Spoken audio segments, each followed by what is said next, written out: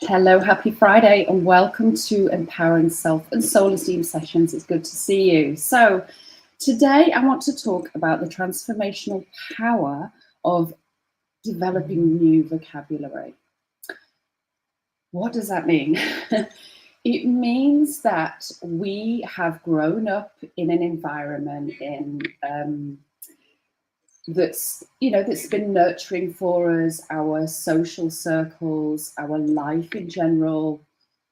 And as we grow up, we learn to speak, we learn to communicate, we learn to we've spoken about it before, ways of surviving and being in situations archetypally where we feel safe and secure and needed and loved and protected.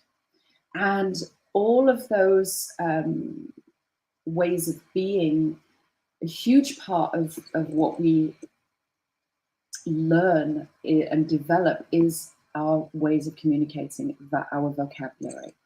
So depending on our environment, our upbringing, our social situations, our vocabulary is what it is, and it changes and it develops over time. And here's the thing, with the archetypal forces that we carry within us, whether we are, an entertainer or a singer or a geek or whatever our archetypes are, a mother, we have obviously we have ways of speaking, ways of being that match, that attract our fellow archetypal partners in this existence, this life experience. And so vocabulary plays a huge part. There are people obviously in higher education that share certain ways of speaking. Let's look at the archetype of the lawyer, the judge. There's clearly vocabulary that comes with that. Okay, and for the addict too. And what is this all about? It's innate in us. It's ways of communicating that are really important, of course. And when we are in a situation, it's about fitting in. It's about feeling included and confident and safe. All of those that I've just mentioned, those feelings. And for example, let's take something like the addict. We live in a society today whereby probably most of us have the addict archetype to some degree, because it's an offshoot of the victim archetype. And the victim archetype is something generationally that we've come into, and that we have a choice now to really move through that and work with becoming the victor, being victorious, coming through, just making the conscious decision not to be a victim in a circumstance, but instead to empower ourselves with the knowledge that we are enough innately, we were born enough, and just to build our self-esteem, to be able to put up healthy boundaries, to learn to say no. We don't have to be, we can choose not to be a victim in situations or be victimized in situations. And all of that is energetic. These are part of the energetics, the dynamics archetypally that we are in socially, culturally, and in the world right now. Like I say, we're a generation of, shame-based victim, we have all of that underlying. So we get to work with that. If we're truly being honest with ourselves, it's in us. Even if it's not something that we're personally struggling with, our generation, our world right now is struggling with this. And a lot of the new generation that are coming in, and our kids, are probably not feel it. They're carrying it to some degree, but they're probably not feeling it certainly as much as my generation and previous generations have felt. So coming back to vocabulary, With these archetypal circles, environments, socially, and within our work environments that we're in, we hold energetically these ways of communicating, and our words, the words that we use, resonate with that vibrationally. They come with that archetype of that way of being, that way of behaving, that way of surviving. And if we take something like the addict, there is a vocabulary, there are certain words that we carry with that. If we keep telling ourselves, an addict may say, I can't do that because, that word of can't, or to not be able to see beyond their personal experiences of being victimized, or physically struggling with addiction, be it alcohol, whatever, eating, overeating, being in relationships that are unhealthy. The victim in a relationship, for example, can attract someone who's going to make them more of a victim. It's the dynamic of that attraction of the archetypes that doesn't help. So our words, the words that we use, energetically keep us in a place of being in that vibrational state. So we get to choose the words that we use, because it's empowering to let go of some of the words that do not serve us, of those words that keep us in a place of stagnancy, or, especially when we want to move out of a circle, a pattern, a way of being. It's really important that we pay attention to the words that we use. It's part of healing, because if we choose not to transcend that cycle, that cyclical pattern, that dynamic archetypally, we're always going to keep attracting back that same result, that same life experience. And words, as simple as it may sound, our vocabulary can be transformational. Our vocabulary, the way that we communicate, is very, this is all about having the heart and mind coherence, having the strength from our core, from our self-esteem, confidence, to communicate how we feel, what's going on in the heart. And when it's all about learning to tell the truth, I've mentioned this before, when we can come up to our heart and speak from our heart, rather than worry and fear-based, victim-based vocabulary, beliefs underneath the surface, that unconscious, just that mush of underlying power that is going on, that's governing our ways of being. When we can learn to really speak and put into words through confidence and self-esteem, and knowing who we are, the truth of who we are, trusting who we are, and using the vocabulary in our conversations, learning to communicate in new ways, is super powerful. And you know what? Sometimes we just don't have the vocabulary. We don't know where to find it, how to get there, how to develop it, to come out of a cycle, to move into another stage of life, another chapter. So it's really, how do we do this? It's really important that we be open to receiving new cycles, new circles of friends, new reading, new educating ourselves about other people. Like, what is it? Who do we aspire to be like? Like, who is it? Who is it that we see, that we relate to? What is it that they're doing? What are the words that are they using? What are the practices they're practicing? What is it like? They are being confident, being centered, and being truthful in the way that their ways of being, in the words and their vocabulary, because they're in alignment, because they're coming from a place of truth and confidence for them. And the truth is, we can all do this. We can all develop this. But this, when we look at those people in our lives that we aspire to be like, this is coming from them. It's authentic.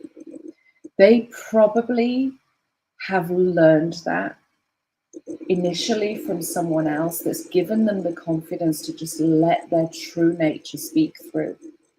They've learned to trust and develop their intuition, to feel self-esteem and confidence and be in alignment with the soul. It's the soul that's always speaking through.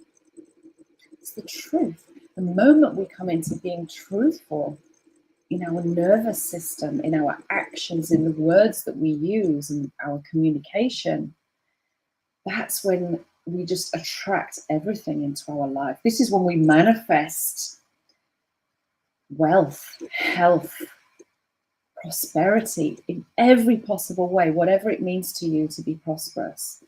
It, like true authenticity, it comes from really developing that self-esteem, but practicing these new words that are empowering us.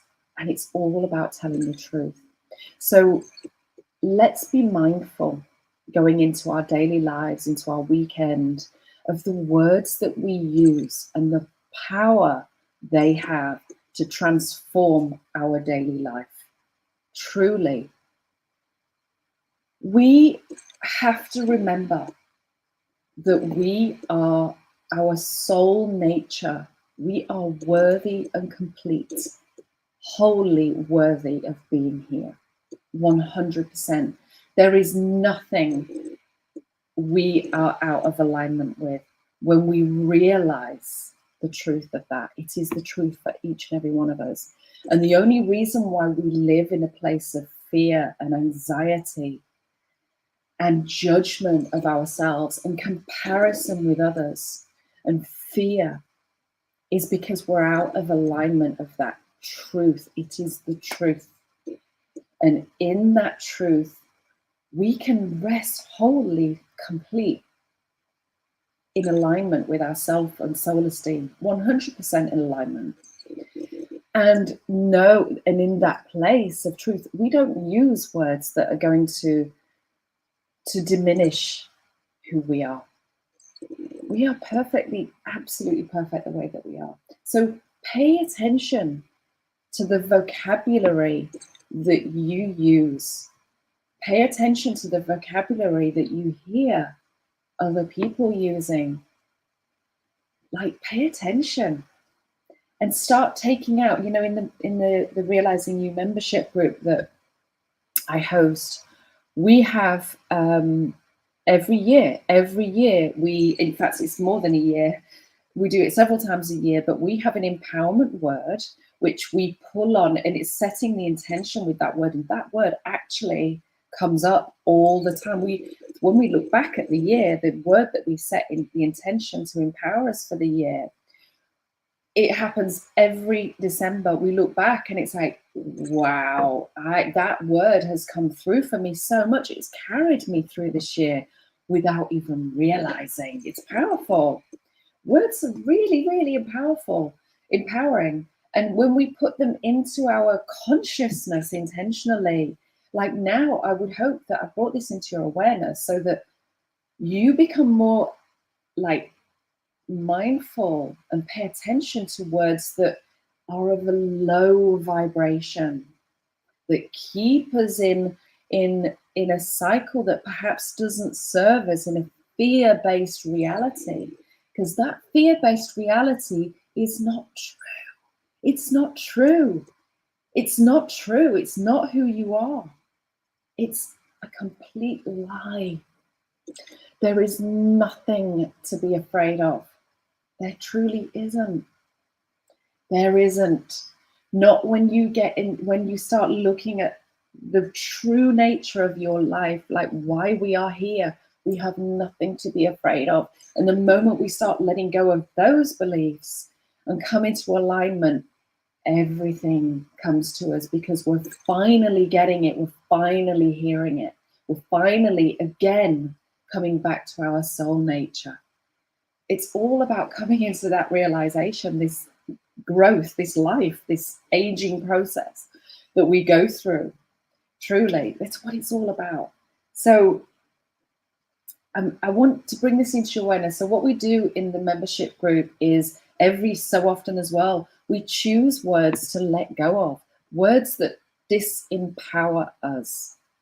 We literally bring them into the light, the truth, and we actively make a conscious decision to remove them from our vocabulary. And when we do that, we pay attention to when it's coming up, because we have all of these words in our vocabulary unconsciously. In the subconscious, we use them way too often, and they disempower us energetically. They're at an unconscious level. We bring them into the light. We make a conscious decision, acknowledge, intentionally say, that word is leaving my vocabulary. I will absolutely bring that into my awareness now. Every time that word comes into my conversation, my awareness, I choose not to say that, and I find a different word to describe, a more empowering word, a word that brings me, that is more from a place of responsibility than being not responsible. It's all about bringing conscious awareness into the present moment, being responsible for every choice that we make, because we always have choice. So I'd love you to go into the weekend thinking about this. Be conscious of the words that you use. This is so powerful. I cannot begin to tell you how powerful the words you use are. Take responsibility for the words that you use. And if you find you're going to catch yourself about to say something it's a habit, it's unconscious, it's not serving you, whether it's deserve, I deserve is probably the most disempowering word you can use in your vocabulary. Take it out, let it go, never use that word again. It's not a question of deserving anything. We are already whole and complete. You get to know that. Know that with all your being. Know it. Just know you are worthy and complete. You've got nothing to prove. It's powerful when you start really bringing this awareness into your space. Truly, it really, really is. It's about telling the truth. It's about coming into just knowing, again, remembering, letting go of all those lies, those beliefs, that crap that's not true, fears, all that bullshit, excuse my language. You are enough. It's time to own it. It's time to remember it. It's time to start bringing it into your daily life, your awareness, your conscious awareness, and know you have a choice in everything that you say and everything that you do. And if you're not getting that in your environment, look to other people, read more, put your headphones on and, immerse yourself. There are some incredible free podcasts out there. Empower yourself with new vocabulary and start practicing it and start to see how good you feel. You will raise your vibration and you will start to attract good things into your life. Trust me, it works. And you can do this. We always have the choice. So this is when we begin to attract new things into our life. This is when we begin to manifest everything that we want in our life. All things that are good, because that's what we came here to do. It's time to get into alignment and trust. that everything is coming. It's already out there. Everything that we want is already in existence. We just get to receive it now. And we're not going to receive it if we keep blocking it with fear, fearful words, behavior, conversations, low vibration situations. Just like let it go. Be open to learning new things. You know, we're being fed this intuitively all the time. We all are. We are constantly learning and growing. So please don't push it away. Be open to just learning new things. I am learning every single day. I can't begin to tell you, like, there is so much out there for us to go and do in this life, and to live, and to know that we're enough, and to realize it's all divine. Everything happens at the right time for the right reasons. And for whatever reason you needed to hear this today, that it starts with conscious awareness in every moment, every conversation, everything you do, from the thought that comes in to the choice that you make to the words that you use. You have a choice, and don't let anyone else ever tell you or lead you to believe that that is not true, because it is true. You have choice in everything that you say and do in your life. And when you realize that, my friends, the world is your oyster. You can literally create anything you want in your life, which brings me to this beautiful book. I think I may have read already from this. Dr. Wayne Dyer, Wishes Fulfilled. You can see it's pretty warm. It's Mastering the Art of Manifesting. But you know, this guy, as am I, as are many people right now, are absolute truth tellers. Like, really. We are warriors of truth. And I'm telling you, guys, you have choice in every moment. And when you realize that and you start living that, you're going to attract everything that you want. And in here, this is just a brilliant book. One very quick thing. I was 2 years ago, before COVID hit, we went on a short trip to Morocco. And my daughter, with my husband and my son and daughter, and my daughter, I was aware, was starting to kind of, she was probably, yeah, so she would have been 11 or 12 at the time, 11, I think. Anyway, she wants to be, you know, a pop star, whatever. I was reading this book. This kind of came in at one point about this little practice, a little exercise, and I did the exercise with her. And it was a manifestation exercise. And I got her to do it, and it was all about being focused, present, in the moment, getting into those certain questions that she journaled on. It wasn't huge journaling. I was right there with her. It was about being present. It was about getting really focused, about feeling the emotions of what it is that she was manifesting.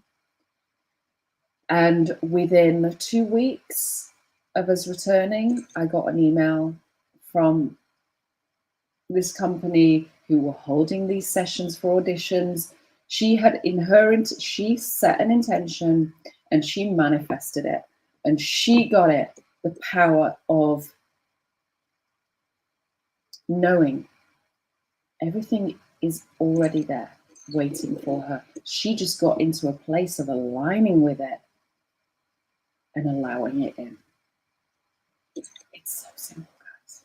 And I've seen that. It's taken me longer to peel back my beliefs, but that's all it's about. It's what it's about. It's what it's about. And it's powerful. And she does it now all the time. She's manifesting things all the time. And in here, Wayne Dyer talks about his daughter, his kids doing exactly the same thing. It's not difficult once you know how. It's just about alignment. So here we go. I want to read you, there's lots of little quotes in here. I want to read this one by Elizabeth Barrett Browning. Earth is crammed with heaven, and every common bush afire with God.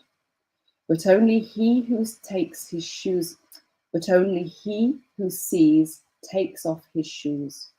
The rest sit around it and pluck blackberries. So it's like, let's not be so busy being busy, worrying about fear and worry and judgment and comparison to others. just be in alignment. Be conscious of the words that we use. Be open to receiving. Just know we are absolutely whole and complete. Okay? And we will just be in alignment 100%. And that's where the magic is. That's what we came here to do. It's time. It's time. So let's not sit there plucking blackberries. Let's realize the magic of what we have here and just align with it and start creating the life that we want. It's powerful. All right. I hope this has been helpful. Have an amazing weekend, and I will see you next Friday on Empowering Self and Soul Esteem Sessions. See you then.